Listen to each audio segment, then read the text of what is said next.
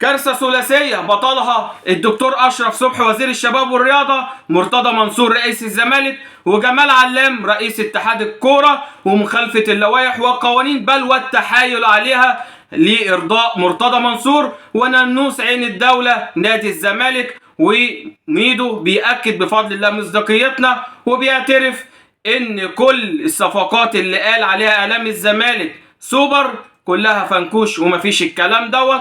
ومعانا حاجة مهمة جدا، هو ارتباط عقوبة كهربا ليه كهربا ما توقفش بالتحايل على القانون من الدكتور أشرف صبحي ومرتضى منصور وجمال علام.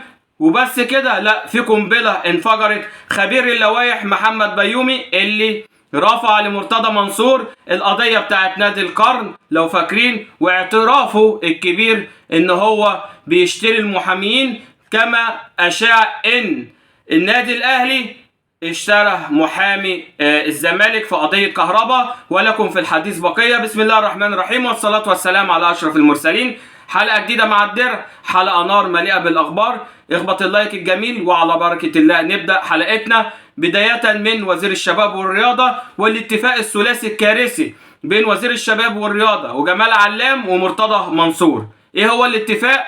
ان هم يفتحوا حسابات جوه حسابات اتحاد الكورة علشان اي اموال يتلقاها الزمالك تبقى بعيدة عن حجز ممدوح عباس، وان يعني غرامة كهربا لما تيجي تتحط في هذه الحسابات علشان يقدر الزمالك يستفاد بالفلوس.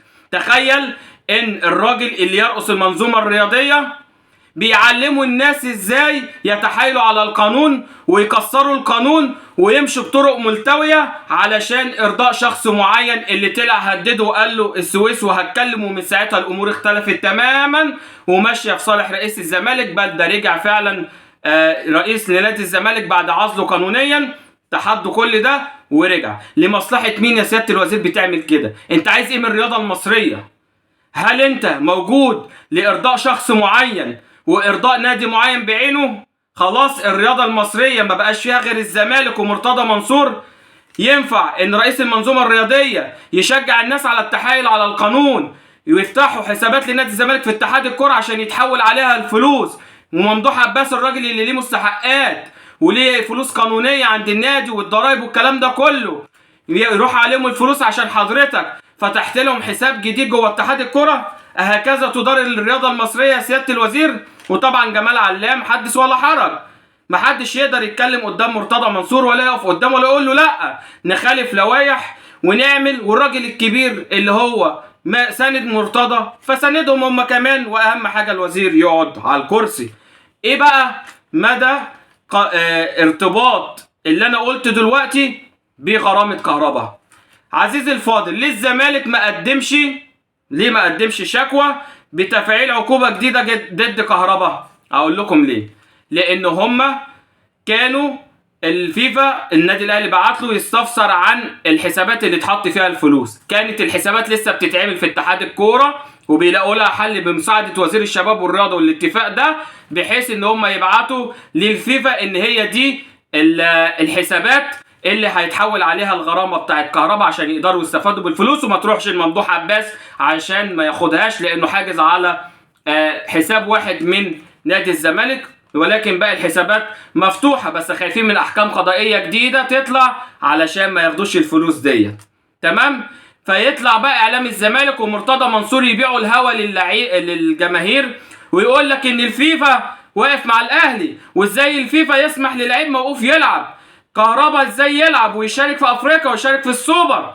وازاي وانتوا اصلا بتخنخنوا الحاجات كده مع وزير الشباب والرياضه، الراجل الرئيس الشرعي لنادي الزمالك، على اللي بيعملوا ده كله علشان بعد ما تخلص الحسابات تقدموا للناس رقم الحساب عشان يحطوا عليه الفلوس. عرفتوا كهربا ما توقفش ليه؟ مش عشان الفيفا بيحب النادي الاهلي، مش عشان الفيفا متحيز لكهربا، لا ده عشان اداره الزمالك بالاتفاق مع الوزير وجمال علام يعملوا الحسابات اللي تبقى في اتحاد الكوره علشان الفلوس تتحول عليه. عرفتوا ايه اللي بيحصل يا جماهير الزمالك يا اللي انتوا مستغربين وعايشين دور المظلوميه وعبايه متفصله كده على قدكم؟ نخش على ميدو، بس اخبط اللايك يلا كده ونحرك الدنيا مع بعض. الشير يا جماعه عشان الفيديو يوصل لاكبر عدد ممكن. ونخش الميدو اللي اكد كلامنا امبارح، وقلنا صفقات الزمالك دي كلها فنكوش، وقلنا ان نادي الزمالك ما يقدرش على رواتب اللعيبه دي. اذا كان امام عاشور هيرجع فبالدولار، طارق حامد هياخد مبلغ كبير زي ما كان ما بياخد في اتحاد جده، عمر السومه اللي بياخد 3 مليون دولار في الموسم. كل دي كلام فانتازيا علشان نقول عاش الرئيس مرتضى منصور ومن غيرك يا ريس النادي يضيع. وميدو اللي دلوقتي بقى خلاص، فاهم انت، ما بقاش محايد ولا بيقدم اعلام، لا ده هو طالع يا اخي ما تمسك البرنامج الرئيسي في نادي الزمالك على رأي احمد اسامه، علشان بدل ما تفقد مصداقيتك كده قدام الناس. طالع بتتكلم عن الفساد، ما تتكلم عن فساد رئيس ناديك اللي بيطلع يشتم الناس، واللي بيتضرب بالقانون عرض الحائط عشانه، واللي ما بيطبقش عشانه القانون، واللي بيعملوا حاجات مخالفه للقانون وحسابات مفتوحه في اتحاد الكره عشان الفلوس تخش. ما تتكلم عن الكلام دوت. فين الفساد؟ بتتكلم على تأجيل ماتشات للأهلي. هو النادي الأهلي بيدفع ضريبة إن هو ناجح ومكمل في بطولة أفريقيا ما طلعش حصلة وخرج؟ هو المفروض لما أجي ألعب نهائي ألعب مثلا قبلها ماتش أسوان بيومين مثلا عشان تستريح؟ النادي الأهلي كان بيلعب في المواعيد اللي حاططها اتحاد الكورة كمده اقصى. يعني ايه؟ لو هلعب بره يبقى العب قبلها ماتش ب4 ايام. كنا مسافرين جنوب افريقيا سفر طويل قوي ولعبنا ماتش المقاولين، محدش يتكلم. انما انت عشان طلعت حصاله فظاهر لك ان النادي الاهلي متاجل له ماتشات كتير، انما لما تاجل ليك انت زي الفل.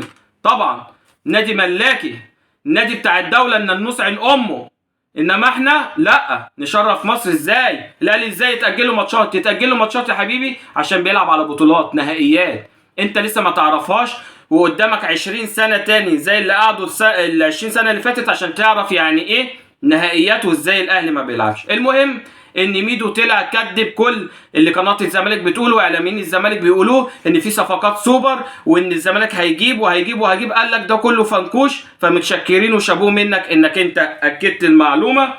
وهنخش على المحامي بتاع مرتضى منصور اللي هو خبير لوائح وورطه في ازمه نادي القرن، اللي هو خلاه يرفع قضيه في الفيفا وعمل لنا يافطه كدهوت بتاعه ترمس حاططها على سور النادي ويقول لك دي يافطه نادي القرن الحقيقي. الراجل تخيلوا يا عزيزي الفاضل طالع بكل سذاجه وبكل تفاهه، طالع بيعترف انه كان بيرشي المحاميين في القواضي التانيه ويشتريهم عشان يكسب القواضي. انه شرف، انه عدم مهنيه، انه قله ضمير. بتعترف بقله ضميرك في حلقه مع مجدي عبد الغني البلدوزر انك انت بتاخد القواضي بهذه الطرق الملتويه.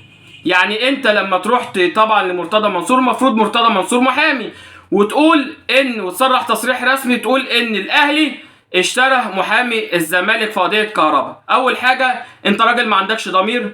تاني حاجه النادي الاهلي اكبر مؤسسه في الشرق الاوسط يرأسها راجل خلوق محترم متدين، ومن ثم مجلس اداره محترم يعرف ربنا كويس. ولا لنا في الطرق ديت، ولا نعرف نشتري قواضي ولا نرشي حد ولا نشتري حد زي ما انت ما بتعمل والناس اللي انت بتشتغل معاهم باعترافك الرسمي، عشان ما حدش يقول لك انت بتجرح في الراجل. لا ده انت اللي طلعت فضحت نفسك. تمام؟ اولا غرامه كهرباء هتدفع. يبقى فين محامي النادي الاهلي اشترى محامي الزمالك؟ على انه اساس اشتراه لما الفيفا حكم اصلا على كهرباء ب 2.5 مليون دولار. فين بقى الشراء اللي الاهلي اشتراه؟ عشان تعرف ان انت مدلس وكذاب ومزيف، عشان تعرف ان انت راجل ما عندكش ضمير وبتشتغل مع ناس ما عندهاش ضمير، عشان لما تقبل انك انت تشتري المحامين بتاعت الخصوم عشان تتغلب عليهم سواء ليك حق ولا مالكش، يبقى انت راجل ما عندكش ضمير، واللي انت بتشتغل معاهم ما لهمش ضمير. عشان تعرفوا بس ايه اللي بيحصل في الادارات الغلط والغير شرعيه للكره المصريه، وطبعا انتوا عارفين انا بقصد ايه. فلو سمحتم التزموا الصمت وابعدوا عن النادي الاهلي، عشان اللي هيتكلم عن النادي الاهلي هنقص له لسانه.